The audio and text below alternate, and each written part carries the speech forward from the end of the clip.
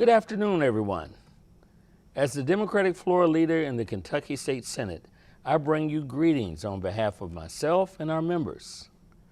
Congratulations to you, KBC-LEO, for hosting these very important meetings, and also on your continuing commitment to working for policies that are fair, needed, and just.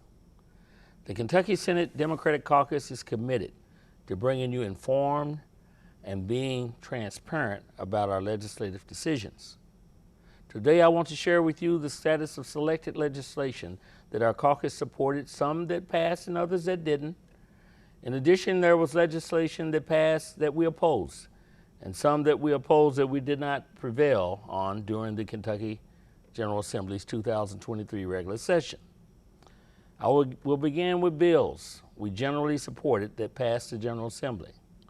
For instance, Senate Bill 156. This bill addresses the literacy crisis in Kentucky. It establishes a statewide reading research center.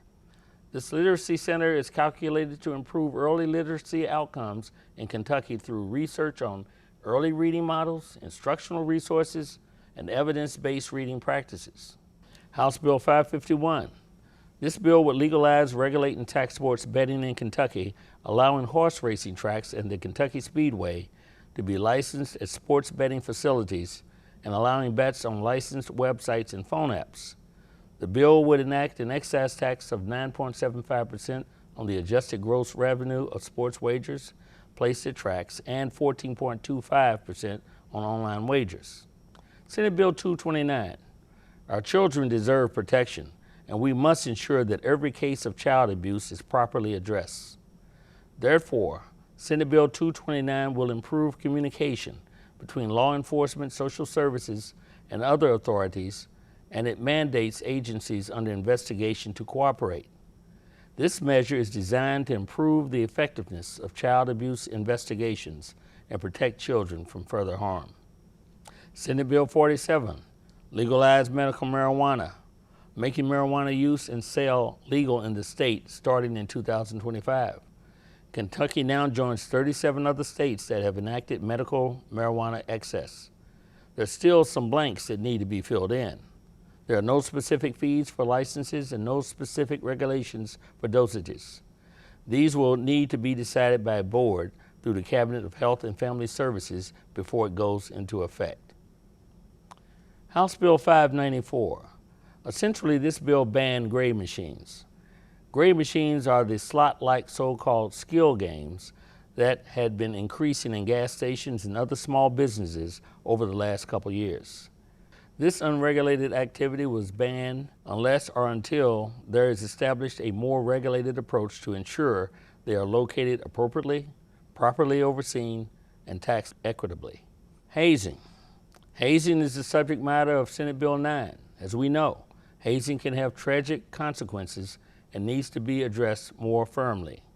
Senate Bill 9, known as Lofton's Law, named after an 18-year-old UK student who died of a hazing incident in 2021, elevates recklessness of dangerous acts of hazing to a crime. This law increases accountability for hazing-related injuries or deaths. There is a growing shortage of healthcare workers. House Bill 200 is focused on addressing this shortage. It creates the Kentucky Healthcare Workforce Investment Fund. This initiative will help improve access to care for patients and make education in the healthcare field more affordable and accessible through increased scholarship opportunities.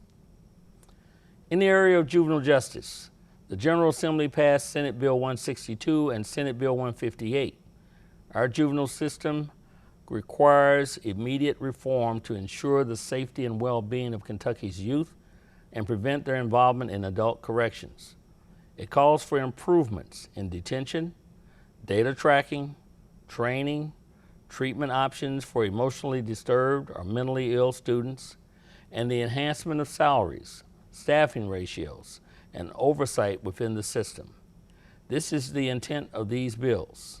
House Bill 538 allows school leaders to craft policies determining when disruptive kids can be removed from class. Principals can move disruptive students to a different classroom or, with the superintendent's permission, to an alternative school. The bill does not require districts to build either concept into their behavior policies, however. Senate Bill 54, in support of workforce training and education in high-demand sectors. Senate Bill 54 allows students to use a Kentucky Educational Excellence Scholarship to attend certain school programs. This will encourage more students to enter fields of qualified workforce training programs that is in one of Kentucky's top 5 high-demand work sectors: advanced manufacturing, business, IT, construction, healthcare, and transportation. Post-secondary education also requires some attention. Senate Joint Resolution 98. This resolution is designed to promote quality of education at public colleges and universities in Kentucky. The resolution directs the State Council on Post-Secondary Education to study the placement and services of these institutions, which can inform policy decisions and resource allocation. Some of our schools are experiencing staffing crisis. House Bill 32. It is designed to address staffing shortages in our schools. It allows school districts to hire classified personnel like cafeteria workers and bus drivers without a high school diploma or GED, and provides them with opportunities to earn their credentials at no cost. Senate Bill 80 addresses the safety of our school children.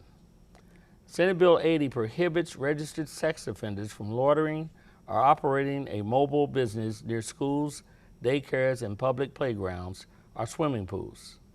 House Bill 3 is a bill that allocates millions of dollars to retrofit and operate a youth detention facility in Louisville, along with making a few other changes as to how Kentucky's juvenile justice system works.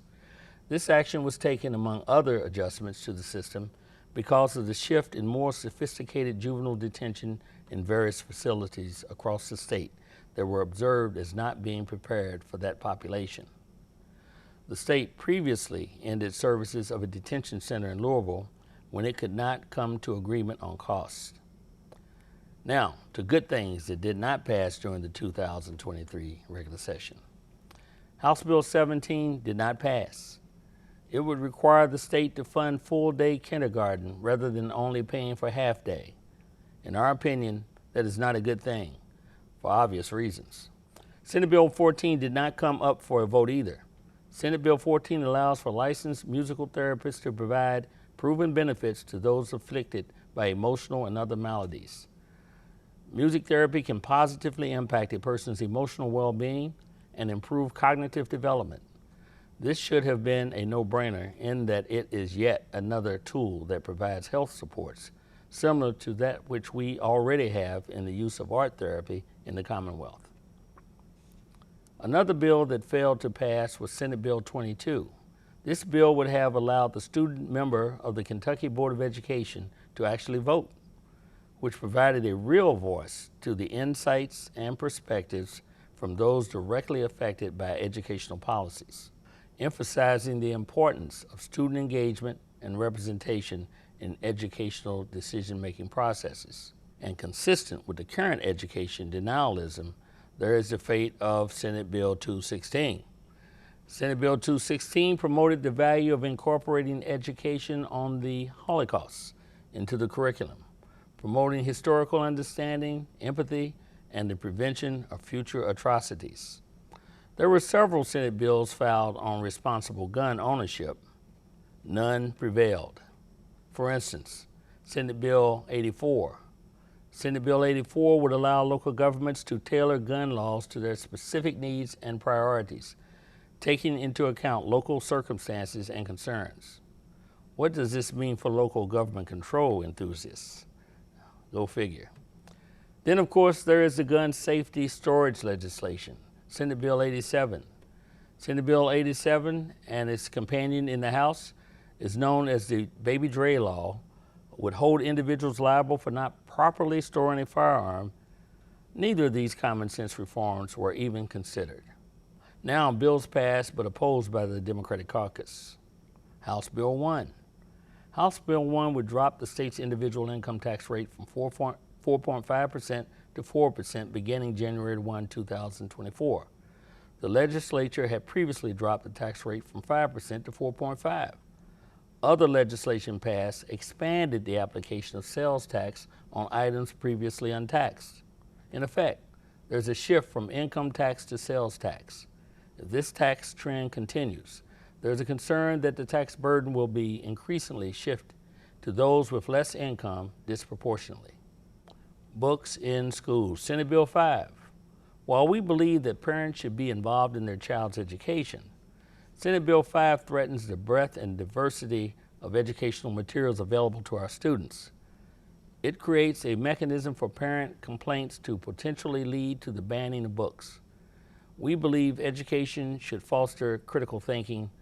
Limiting exposure to diverse subjects is counterproductive to this goal. Federal firearms bans were passed. House Bill 153.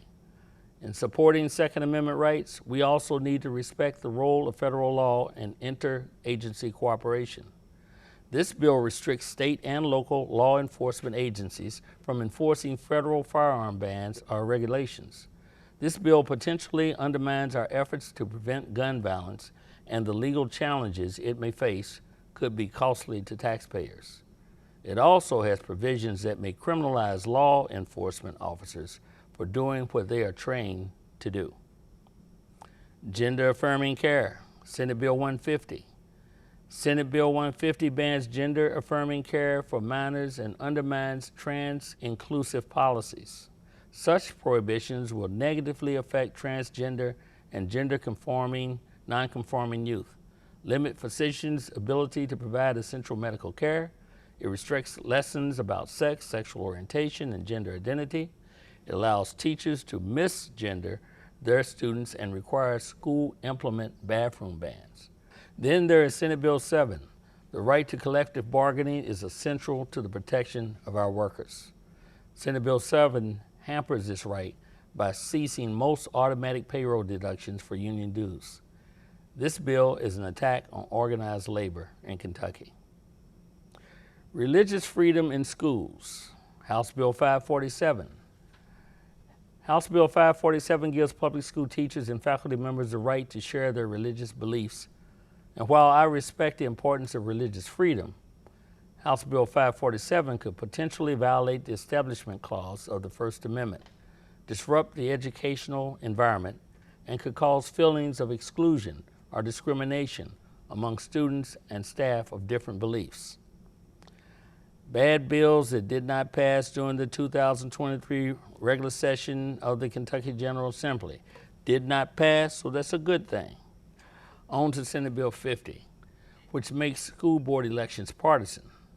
We oppose this bill because it is important that we have nonpartisan local school board elections, as they allow candidates to focus on local issues rather than party affiliation.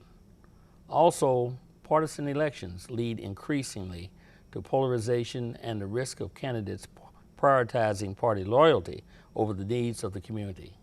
We should not be making the needs of our kids political. Senate Bill 104. Senate Bill 104 changes the membership requirements of the Kentucky Authority of Educational Television.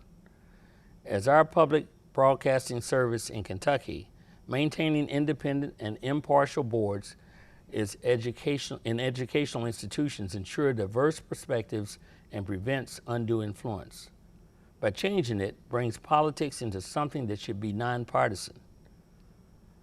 Now, concealing carry on college campuses.